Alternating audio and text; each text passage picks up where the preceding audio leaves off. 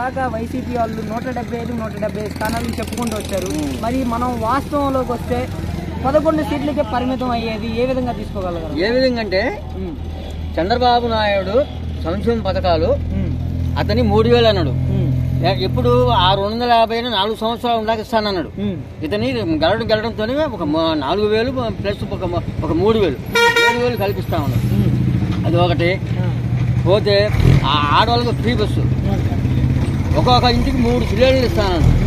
మరి ఆడపిల్లలు ఎంతమంది చదువుకుంటే అంతమందికి డబ్బులు వేస్తానన్నాడు. ఎంతమంది మగపిల్లలు కానివ్వండి ఎవరైనా కానివ్వండి వేస్తానన్నాడు. పోతే నిరుద్యోగులు ఒక్కొక్కరికి నెలకు 2000 ఇస్తానన్నాడు. ఇవన్నీ చూసి అందరికి లాభం అనిపించేసారు కానీ అతని మీద ప్రేమ చొప్పునే కాదు. ప్రేమ చొప్పున అయితే ఇది నాకు 50 లాభం అవుతా ఆడిపోతున్నా. నువ్వు ఇవాళ నేనున్నా మిరపకాయలు ఆడుతున్నా, నేను 200 ఇస్తున్నా, ఆయన 250 అంటే చూసిన పోయి ఆయనకి పోతానంటారు. మరి జగన్ పరిస్థితి ఏంటి? జగన్ పరిస్థితి అంటే 9 పెట్టిండు చేసిండు. చెప్పి నాకు అవసరం లాభం ఉంటుంది నీకెందుకు వేస్తా? నువ్వు అనొచ్చగా ఆయన 4000 నువ్వు 5000 ఆయన 6 నువ్వు 7 ఆయనకి గిట్టుబాటు కాదు, నీకు గిట్టుబాటు కదా. ఏం చేస్తున్నావు మరి? అంటే అవన్నీ జరగని పనులు జరగని చప్పుడు చెప్పేదే చేస్తాను చేసేదే చెప్తాను అంటాడు కదా అంటాడు. మరి నువ్వు లోగడ అన్ని ఇచ్చావు, అన్ని చేసినావు, అన్ని బాగానే ఉన్నాయి. బాగానే ఉండి ఇంత రావడం కారణం ఏంటంటే ఇదే. ఇతను అన్ని చెప్పాడు, నీ ఇస్తాను అన్ని చెప్పాడు. నీకు ఇచ్చేది ఏంది రేపు ముందు తెలుస్తుంది కదా, నెలలు గడవాలి కదా. గెలిచినప్పుడు రాగడ ఎక్కడ ఏందో చెప్పాడు, ఏం ఇవ్వలేదు. ఇసుకు పుట్టినది ఆ జగన్మోహన్ గెలిపించారు. దొరుకుతుంది చూద్దాం.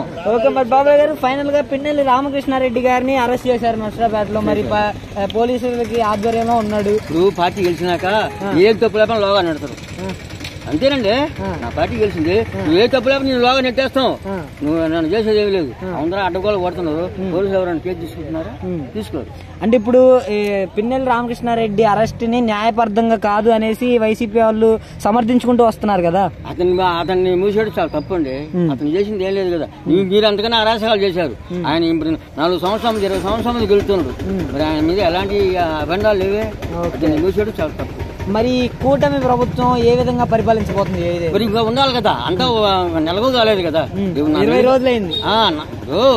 ఒక 4 నెలలు గడిస్తే గానీ ఈ కూటమి ఎలా చేసేది ఎట్లా చేసేది అప్పుడు ప్రజలందరూ అప్పుడు తెలుసుకుంటారు కదా. దాన్ని బట్టే ఇది అవుతుంది. ఇదైతే న్యాయబద్ధం కాదని మీరు అంటున్నారు. అవును.